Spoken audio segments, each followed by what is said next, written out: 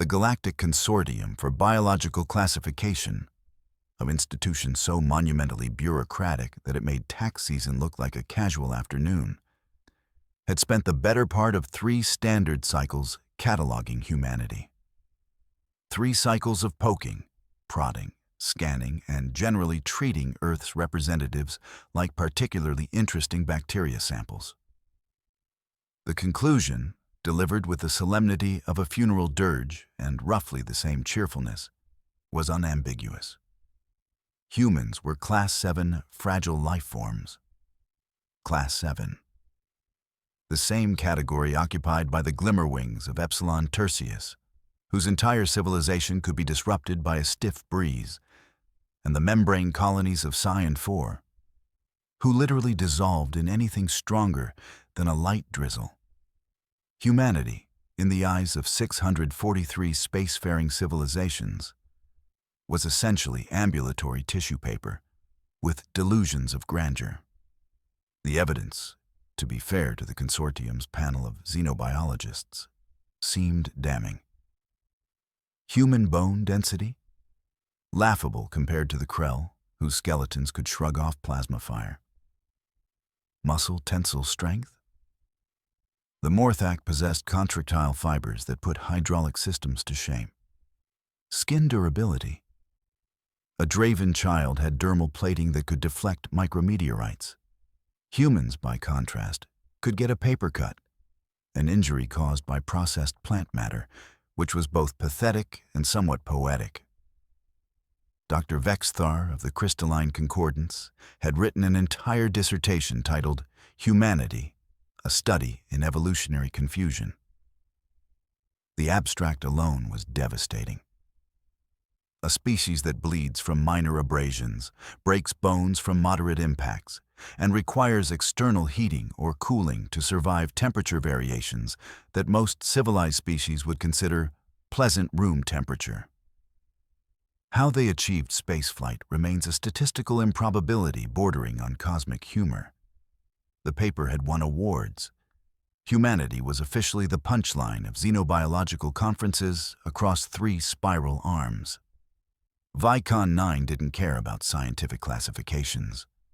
The massive trading station, a sprawling complex of interconnected habitation rings and cargo spheres orbiting a neutron star like some industrial moon, had more practical concerns: profit margins, shipping schedules, making sure the chlorine breathers didn't accidentally vent into the oxygen breather sections again because the lawsuits from the last incident were still pending. The station was a marvel of engineering compromise. Gravity plating that could be adjusted by section, allowing the 0.3 G Thexians to conduct business alongside the 2.4 G Draven without anyone's internal organs relocating involuntarily.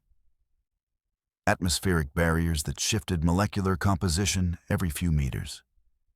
Structural materials rated for everything from the delicate touch of gaseous beings to the thundering footfalls of the megafauna species who considered gentle walking to be anything that didn't crack bedrock. The Magshastur architecture itself told stories. The lower cargo decks, built like bunkers, where heavy worlders casually moved containers that could double as affordable housing. The gossamer upper levels where beings of pure energy occasionally forgot they had vaguely humanoid containment fields and drifted through walls like particularly pretentious ghosts. The middle commercial rings where most species congregated, a cacophony of translated languages, competing atmospheric preferences, and the universal constant of someone always complaining about the exchange rates. Into this magnificent chaos, humanity had arrived approximately 8 standard months ago.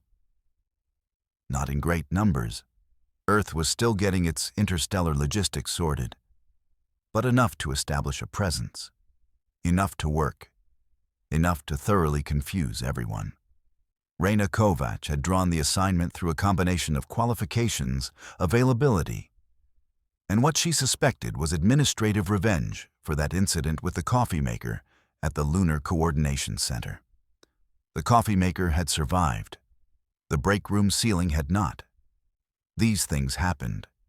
Her job title was Freight Coordination Specialist, which sounded impressive until you realized it meant she organized boxes for a living. Big boxes, small boxes. Boxes that contained things that would violate several intergalactic treaties if opened in the wrong atmospheric mix. She worked in Cargo Bay 7, a cavernous space in Vicon 9's high-gravity manufacturing sector, where the Draven and Krell felt most comfortable, and most other species required mechanical assistance just to remain upright. Bay 7 ran at 1.8 G. Not quite Draven standard, but close enough that they didn't complain. For Reyna, it was mildly annoying, like working with a weighted vest she couldn't take off. Her muscles had adjusted after the first month, though her calorie requirements had become the stuff of station cafeteria legend. The Krell security officer assigned to her sector, Zhex'lar, had nearly filed an incident report the first time he witnessed her eating.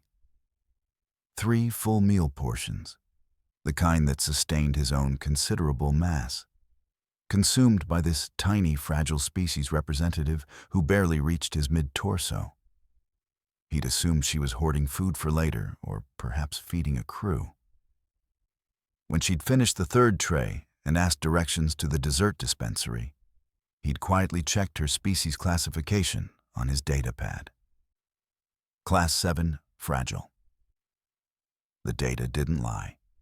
His compound eyes, however, suggested reality was taking creative liberties with the official records. Zhex'lar was, by Krell standards, a fairly progressive individual.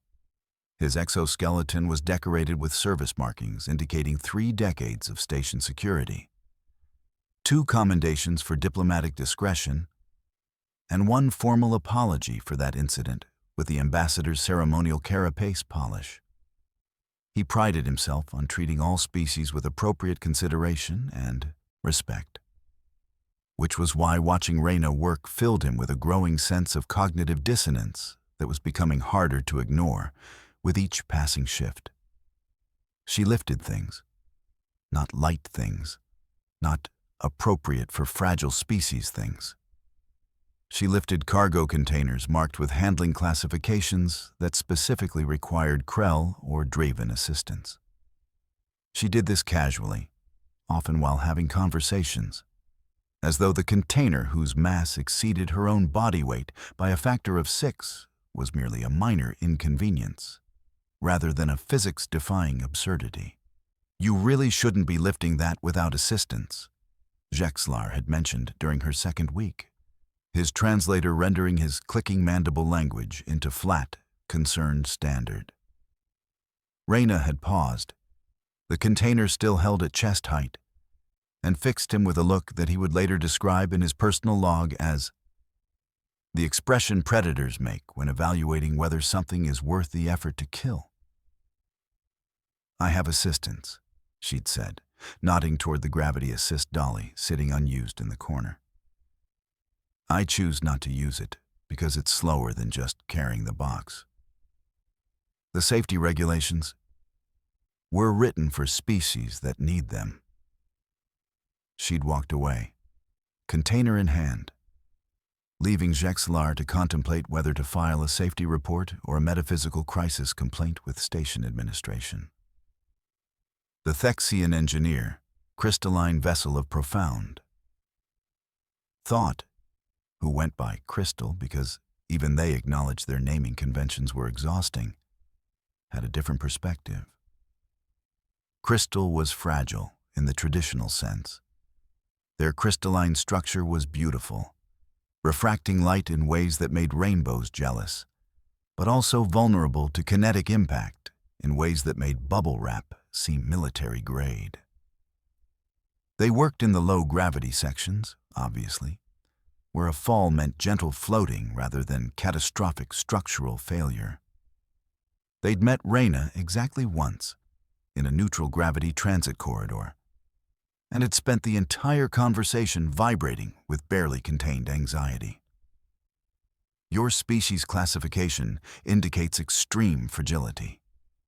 Crystal had harmonized, their voice like wind chimes having an existential crisis. Yet you work in high-gravity industrial sectors. Is this punishment? A cultural death ritual I'm unfamiliar with? It's called having a job, Reyna had replied, probably more sarcastically than was diplomatic. But the gravity alone should be compressing your skeletal structure past safe thresholds. Yeah, it's great for my posture. Crystal had fled, literally, their containment field propelling them down the corridor while muttering crystalline calculations about impossible stress tolerances and evolutionary mistakes. Reyna had continued to the cafeteria, wondering if the dessert dispensary had finally been restocked with something approximating chocolate. The Morthak trader, the Gulthrak the Prosperous, represented the third point in the triangle of alien confusion surrounding humanity's presence. Morthak were massive. Imagine if a slug achieved sentience, grew to the size of a small vehicle, developed a superiority complex, and then decided to go into import-export. Gulthrak occupied an entire section of the commercial ring, his bulk spread across custom-designed cushioning that managed his considerable mass. He considered himself a student of lesser species, a benevolent observer of the struggling, the weak, the pathetically under-evolved. Humanity, in his estimation, represented the pinnacle of species that probably shouldn't have made it past their home system, but had stumbled into space travel through what could only be described as aggressive stubbornness and statistical impossibility.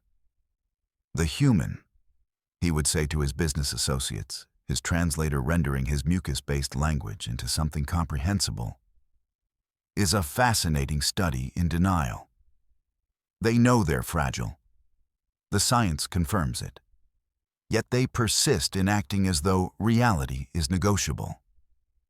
This philosophy lasted until the day Reyna had to deliver a shipment to his sector personally, because the automated systems had glitched. She'd arrived pushing a hover cart loaded with containers, each marked with handling warnings that would make insurance adjusters weep. Those should be transported by cargo drones, Gulthrak had observed, his eye stalks tracking her movement. Cargo drones are offline, system maintenance. She'd unloaded the first container, marked for mechanical handling only, by hand. That's a Class 9 load rating. You'll injure yourself. I'll be fine. She'd been fine. Container after container, unloaded and stacked with efficiency that suggested she'd missed her calling as a particularly competent forklift. Gulthrak had watched in silence, his sophisticated understanding of lesser species developing several new cracks. Months passed. Reyna worked. Cargo moved. The station functioned with the smooth efficiency of any complex system held together by regulations, duct tape, and the sincere hope that nothing important broke on the same day. But patterns emerged. Incidents accumulated.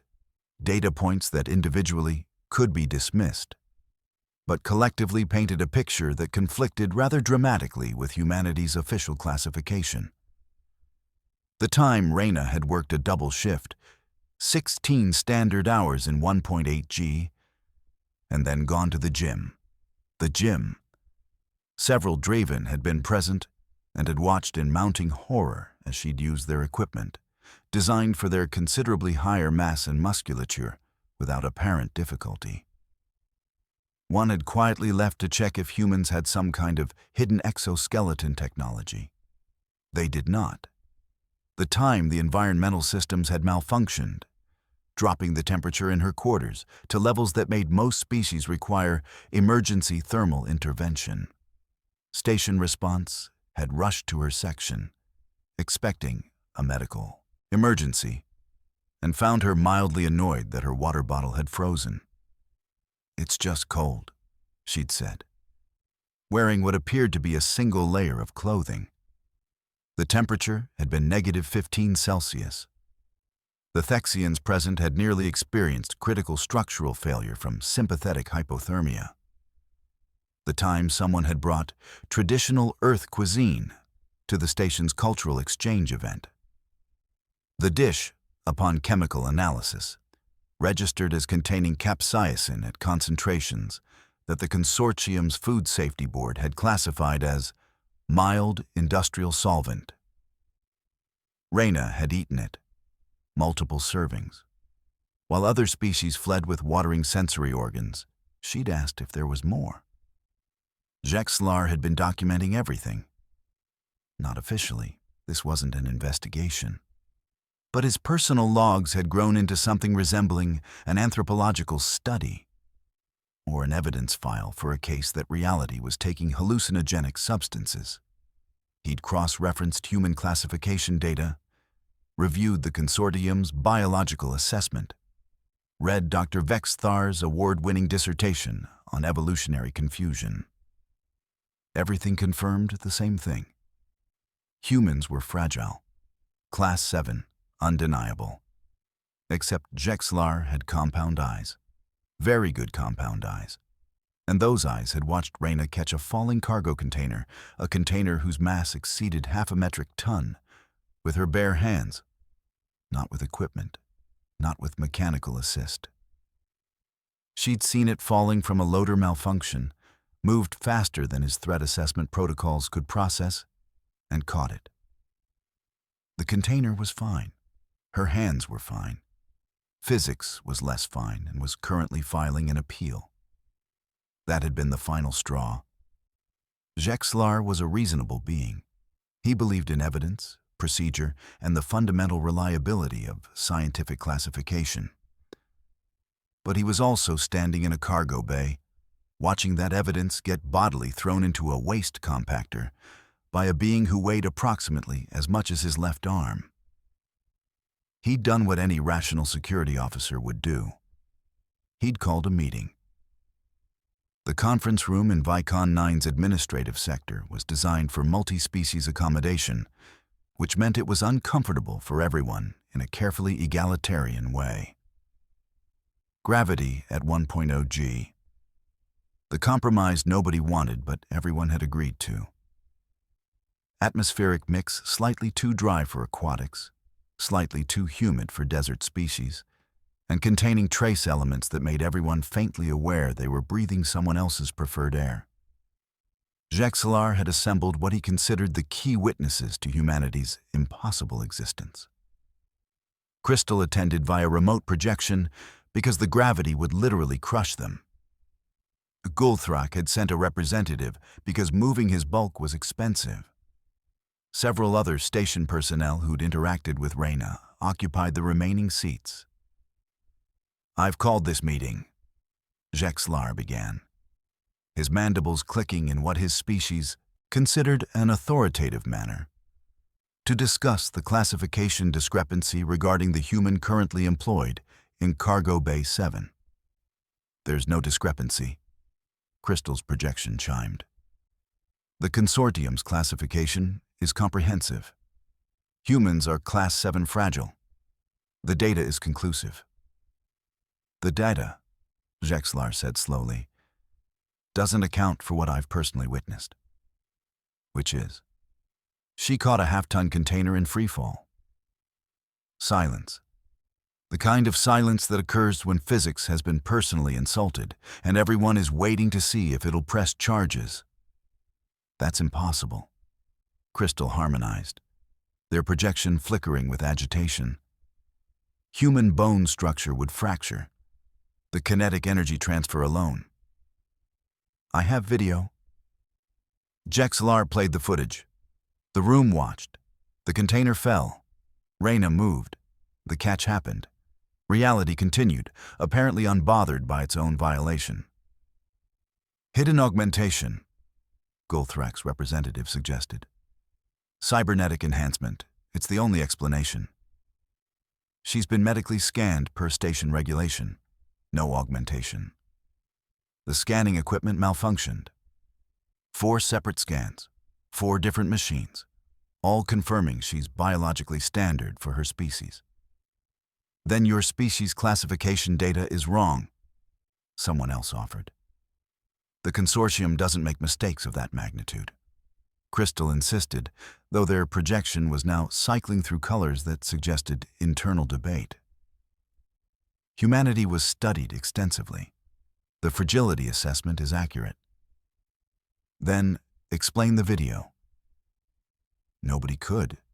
The meeting devolved into circular arguments, appeals to authority, and one suggestion that humanity had somehow hacked the fundamental laws of physics, which was dismissed only because nobody could figure out how that would work mechanically.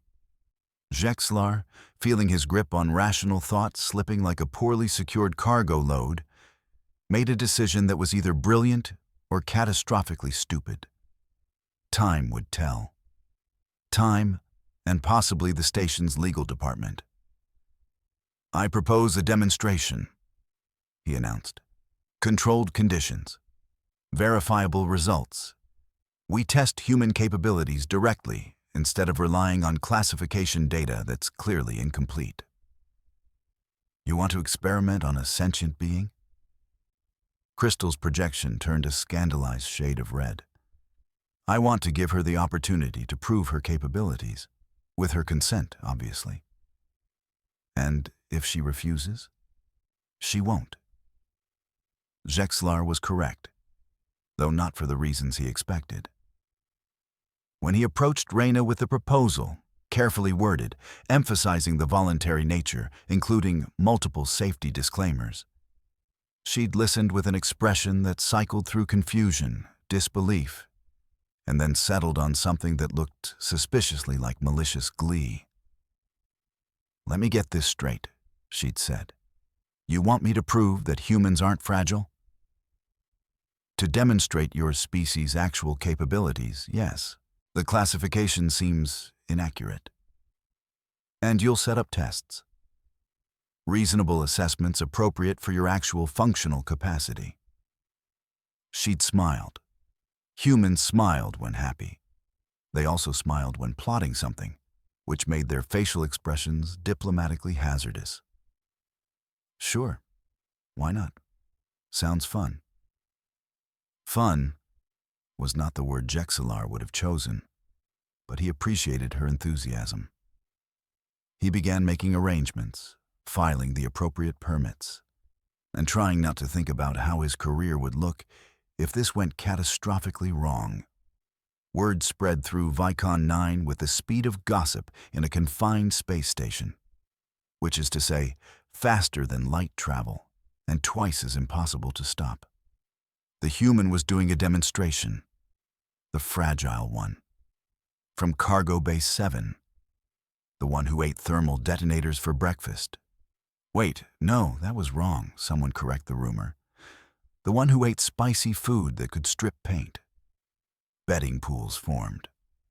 The Draven ran odds on whether she'd use hidden equipment, 3.1 in favor. The Thexians wagered on how quickly medical intervention would be needed. Under 5 minutes was the popular bet. The Morthak Collective Intelligence put money on the whole thing being an elaborate hoax involving holograms and misdirection. Station Command, in a rare moment of solidarity, decided not to interfere.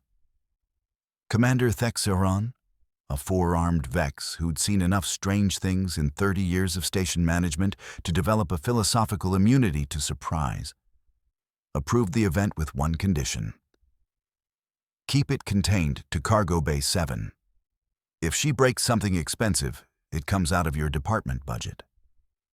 Zhex'lar had agreed, trying not to think about what breaks something might entail. The day arrived with the inevitability of tax audits and heat death. Cargo Bay 7 had been cleared of active shipments and filled instead with spectators. Dozens of species, representing the station's cosmopolitan population, crowded the observation galleries. The bay's gravity plating held steady at 1.8 G, which meant most attendees were watching via remote drone or from behind the reinforced viewing ports in standard gravity.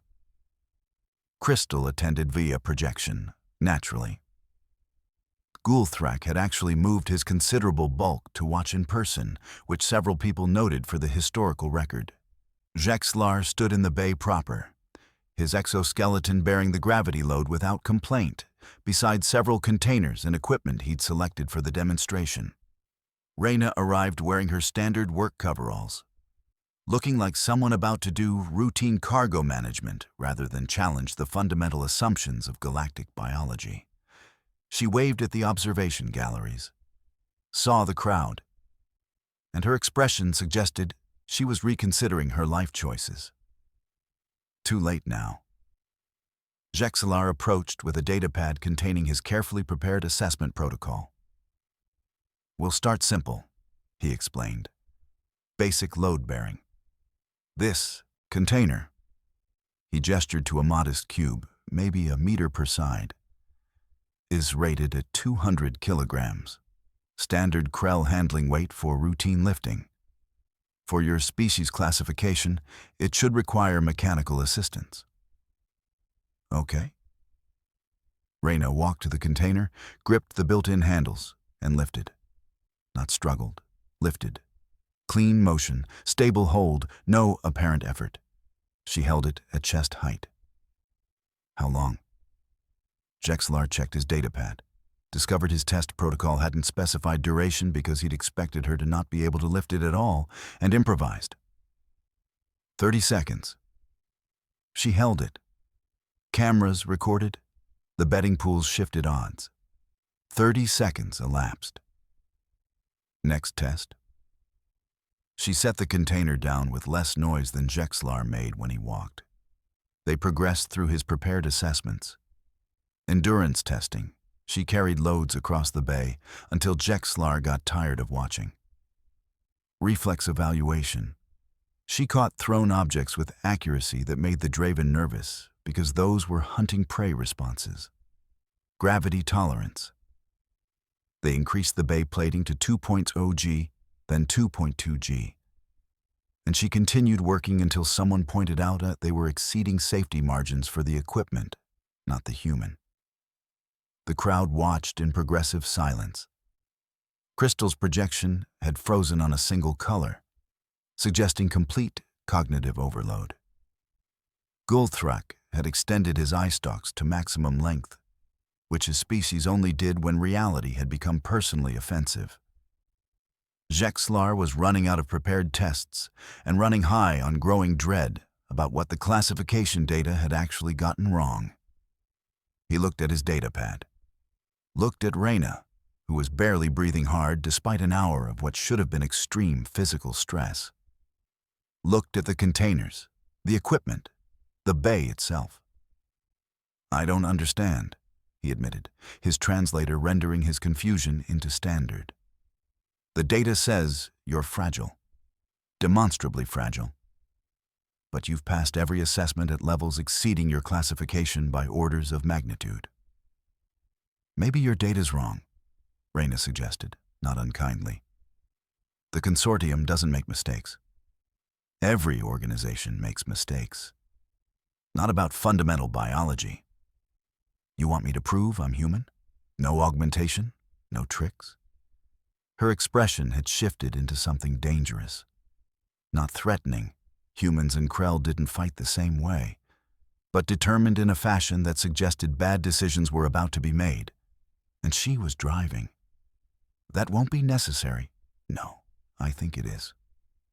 She looked around the bay, at the crowd, at the containers and equipment, at the floor itself. The floor, rated for heavy cargo impacts, built to handle the weight of full Draven cargo loaders, reinforced with materials that cost more than Zhex'lar's annual salary. Something in her posture changed. Coiled. Humans were persistence hunters on their evolutionary history. He'd read that in the assessment data, filed under compensatory survival mechanisms for fragile species. They tracked prey over long distances, outlasted faster but weaker species through sheer stubborn refusal to stop.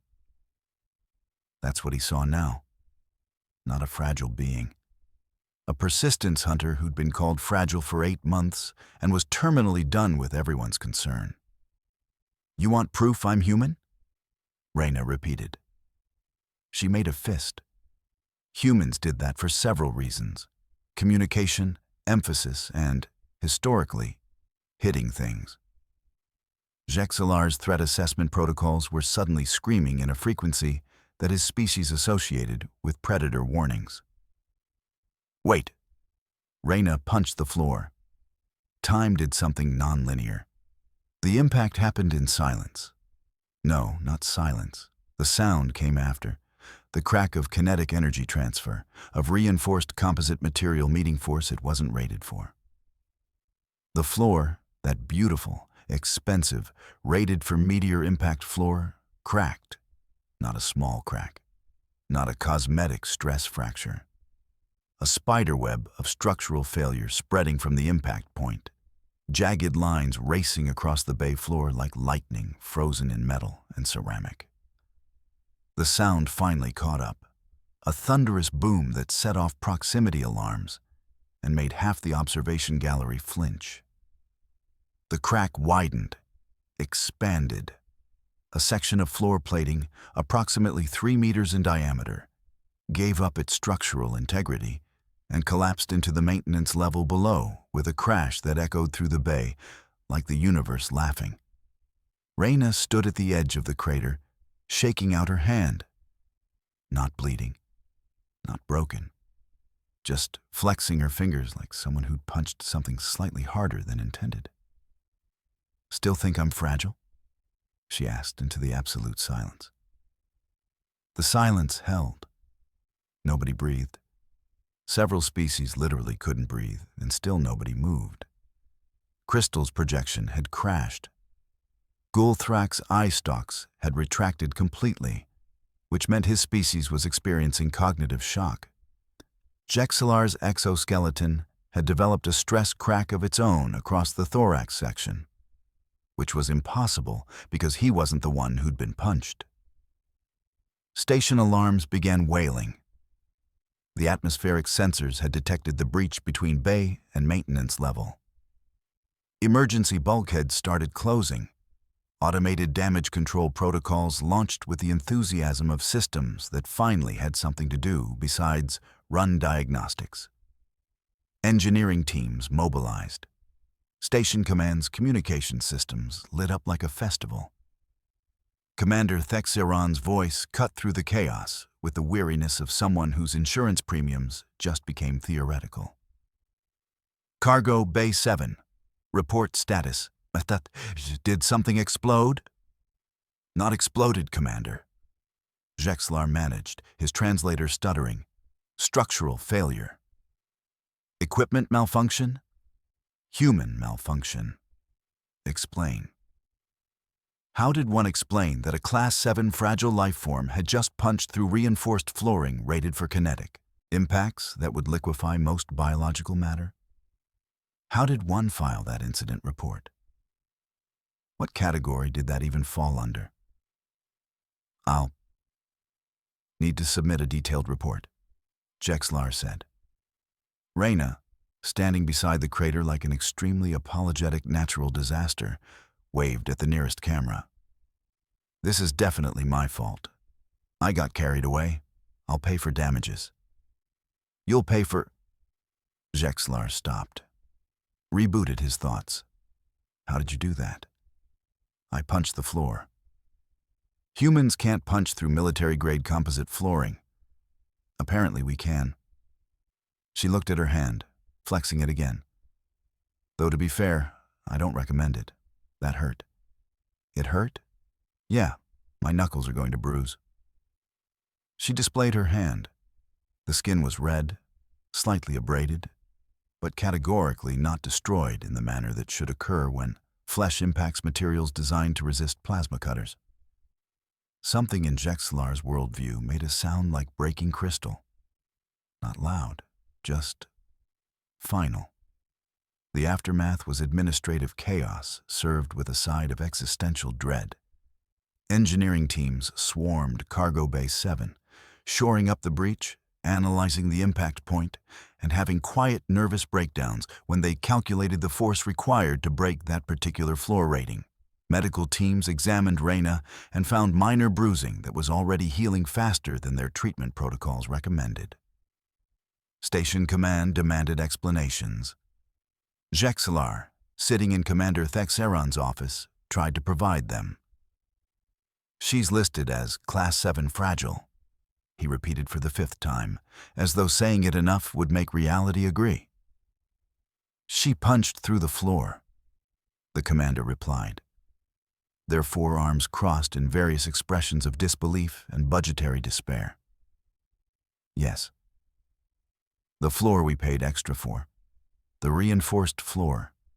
The floor that could theoretically survive a kinetic bombardment." "That floor, yes." Commander Zhex'lar made a sound that the translator couldn't quite process. "How?" "I don't know." But others wanted to know. Crystal had rebooted their projection and was now vibrating through the entire visible spectrum, which meant they were thinking very hard and probably having several minor existential crises. They'd pulled humanity's classification data, the consortium assessment, Dr. Zhex'lar's dissertation, and were cross-referencing everything against the video of a human-sized crater. The math wasn't mathing. The biology wasn't biologying. Something was catastrophically wrong with either their understanding of humans or their understanding of physics, and both options were uncomfortable. Gulthrak the Prosperous, having recovered his eye stalks and his composure, had a simpler theory. "We measured wrong." "You can't measure wrong about basic structural integrity," Crystal argued. "No, not the floor. We measured humans wrong, the entire classification. We measured them against our standards. That's how classification works. But what if our standards don't apply?" That question hung in the station's recycled air, like an uninvited guest at a diplomatic function. What if, in cataloging humanity's fragility against the standards of species evolved on worlds with different gravity, different atmospheric pressure, different fundamental environmental stresses? The consortium had made the single greatest oversight in xenobiological history. Someone, probably Crystal because they were methodical about these things, pulled Earth's planetary data, really looked at it instead of filing it under unremarkable terrestrial planet and moving on. 1.0 g gravity. Except most spacefaring species had evolved under 0.6 to 0.8 g. Earth's was 40% higher. Oxygen-nitrogen atmosphere at 101.325 kilopascals. Except most habitable worlds ran closer to 70 or 80 kilopascals. Earth's atmospheric pressure was crushing by comparison. Temperature ranges from -50 to +50 Celsius, with regular fluctuations. Most species maintained environmental consistency within 10-degree ranges and considered anything else extreme weather events. Tectonic activity, volcanic events, an oversized moon causing massive tidal forces, radiation from a main sequence star that required biological UV protection, and an ecosystem full of megafauna, apex predators, parasites, diseases, and environmental hazards that made other planets' dangerous wildlife look like petting zoos. Earth wasn't a planet. Earth was a nightmare dressed as real estate. And humans had evolved there, had adapted to it, had survived not despite the crushing gravity, toxic atmosphere, and homicidal biosphere, but because of them. The consortium had measured human fragility against species from gentle worlds, species that had never needed to develop the structural redundancy, the healing factors, the sheer biological stubbornness required to survive on a planet actively trying to kill its inhabitants. They'd called humans fragile because human bones broke easier than Krell exoskeletons. But Krell exoskeletons had evolved for defense against predators. Human bones had evolved to carry weight in high gravity while maintaining mobility and flexibility. Different solutions to different problems. They'd called humans weak because human muscles didn't match Morthak contractile strength. but Morthak had evolved in 0.6 G with minimal temperature variance. Humans had evolved to run prey to exhaustion in variable gravity, extreme temperatures, and thin oxygen at altitude. They'd called human skin fragile because it lacked dermal plating. But human skin could regulate temperature through perspiration, heal from injuries that would kill other species, and survived UV exposure that would sterilize Thexian crystalline structures. Fragile. The consortium had labeled humanity fragile because they'd measured strength by the wrong metrics. Dr. Zhex'lar of the Crystalline Concordance received an emergency message from Vicon 9. Their dissertation, the award-winning analysis of human evolutionary confusion, needed corrections. Major corrections. The kind that would require retracting papers and issuing apologies, and possibly hiding from academic conferences for a few cycles. The message included video of the cargo bay incident. Dr. Zhex'lar watched it 3 times, performed the kinetic calculations, checked their math, and then filed a formal request to reclassify humanity. Not as Class-7 Fragile, as Class 2 Death World Survivor. The classification few species achieved, reserved for beings evolved on planets hostile enough that survival itself was a competitive sport. The Draven were Class 2. The Krell were Class 3, which was still impressive. Most civilized species fell between Class 4 and Class 6. Class 7 was for delicate flowers. Class 2 was for things that made flowers extinct and then felt mildly bad about it. The reclassification request included detailed analysis, revised assessments, corrected calculations accounting for Earth's actual environmental conditions, and a note added personally by Dr. Zhex'lar that simply read, "We apologize for the error. We didn't realize humans evolved on a planet that counts as a galactic hazard." Back on Vicon 9, Reyna returned to work. The floor in Cargo Bay 7 was being repaired, which would take 3 weeks and cost enough money to fund a small colony.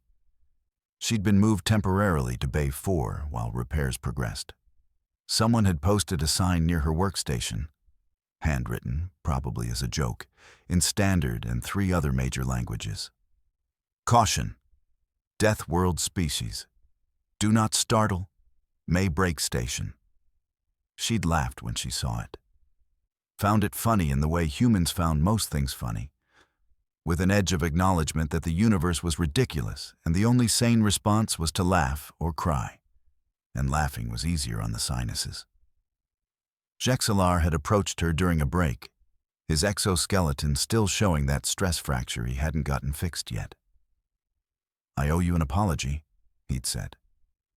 "For what?" "Doubting your capabilities? Treating you as fragile when you clearly aren't." "To be fair," Reyna replied. Leaning against a container rated for weight loads, she now understood she exceeded in sheer impact potential. "I am fragile, compared to what I could be. Humans break. We just break other things first." "That's terrifying." "Yeah, we get that a lot." They'd stood there in the cargo bay, Krell and human, representative species of the galactic order and the new arrivals who'd punched a hole in more than just flooring. The station hummed around them with the sounds of commerce and industry and life continuing, because that's what life did. The consortium's reclassification would take months to filter through the bureaucracy. New safety guidelines would be written. Workplace accommodations would be adjusted. Human sections of stations would be built to different specifications, accounting for species that didn't break as easily, as expected, but absolutely would break things if insufficiently contained. And somewhere, in administrative offices across the civilized galaxy, someone would update humanity's entry in the great catalog of known species, would change that classification from Class 7 to Class 2, would add notes and warnings and revised assessments, would remember the day they learned that fragile was always relative, And sometimes the species that seemed most delicate was simply operating under different rules, from a different world, and with different ideas about what constituted reasonable levels of force. Reyna finished her shift, logged her hours, grabbed dinner from the cafeteria, where the staff had stopped asking if she was sure about the spice levels and just gave her the capsaicin with a weary acceptance of her choices. She returned to her quarters in the human section, where the gravity was a comfortable 1.0 G. The temperature was a balmy 22 Celsius, and the atmospheric pressure felt like home.